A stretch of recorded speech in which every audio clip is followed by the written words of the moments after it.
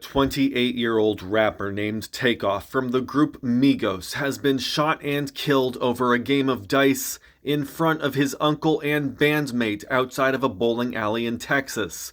Police say there were 40 to 50 people at the location when they discovered Takeoff with a gunshot wound to his neck.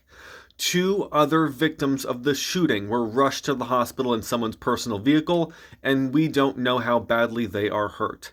Texas laws allow everyone to carry handguns without a license.